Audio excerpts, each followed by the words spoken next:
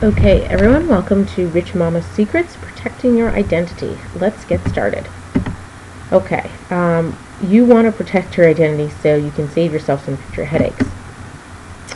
Protecting your identity has mainly to do with making sure it's not stolen, and your credit history isn't stolen and used by other people to buy things and make you responsible for those things, or take your identity and use it in a fraudulent or illegal way. Okay, so how can you say protect your credit? Shred your junk mail. When you get personal mail you don't want, shred your documents. Don't just toss them aside or throw them out as is, because they usually have a fair amount of information that someone can use to maybe open up a credit card in your name. Take your receipts. Certain receipts contain information, such as even restaurants can go back on receipts. They say you have to be one sign one. Earlier, your social security card is taken all along if you have 5 box receipts.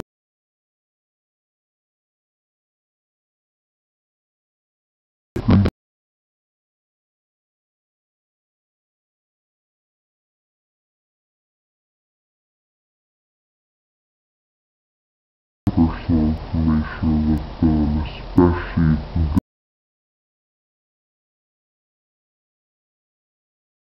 if you don't really know from. Use only reputable websites. When online, do your research to ensure that it really is the right website for the company, and that they have a secure payment processing card system.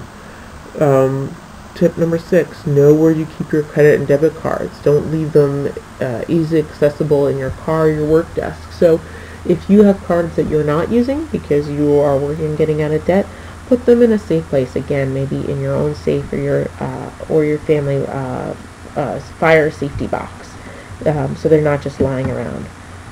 Report lost or stolen cards immediately. Tell the creditor of each card so they can cancel lost or stolen cards and issue a new one right away. Okay, sometimes scammers will call you and make believe that they're employed with a certain company when they have no internet company. So do your research to make sure these people are real still.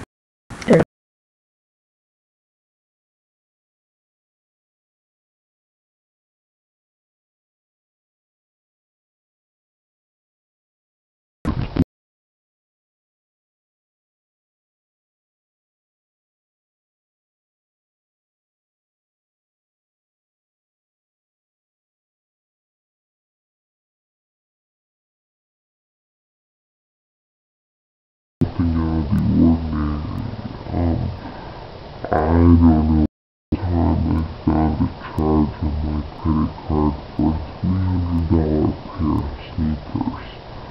And so definitely not the type of person to buy a $300 pair of athletic shoes from a store in Brooklyn, no less, that I called my company right away and told them about it. They looked at it, they looked at my past purchasing history, and they're like, "You're right, this looks like a fraudulent account." I'm not sure how he ever figured out what happened.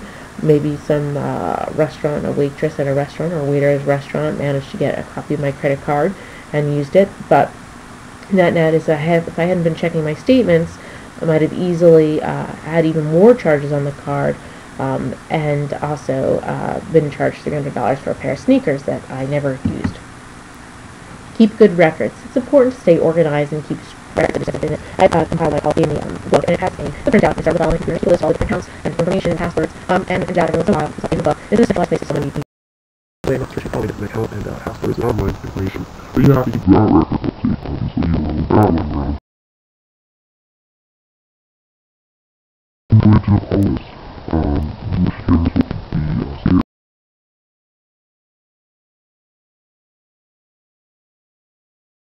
check out email scams.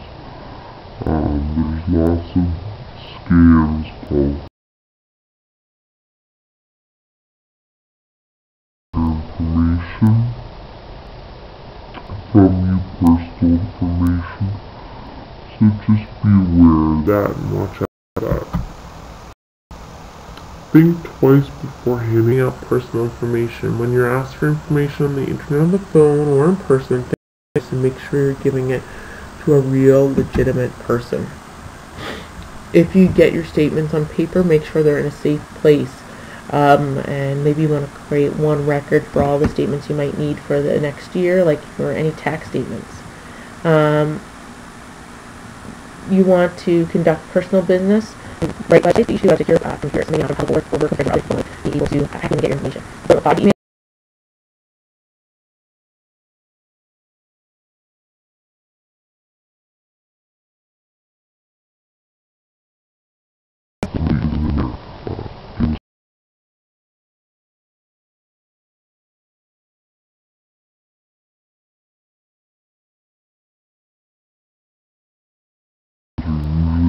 Report in the paper,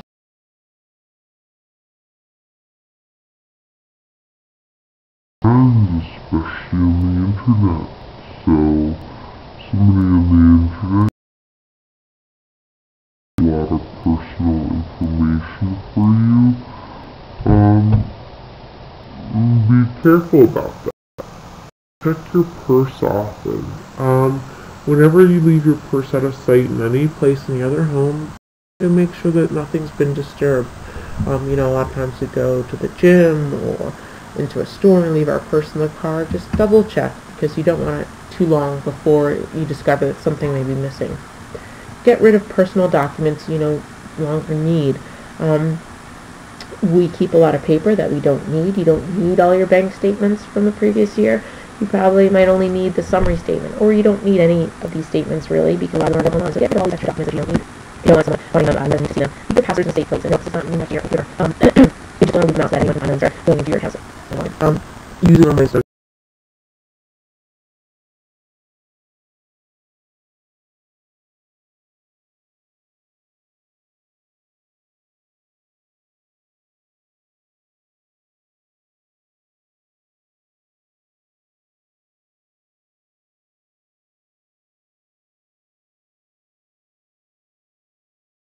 Writing documents so they can't be pieced together.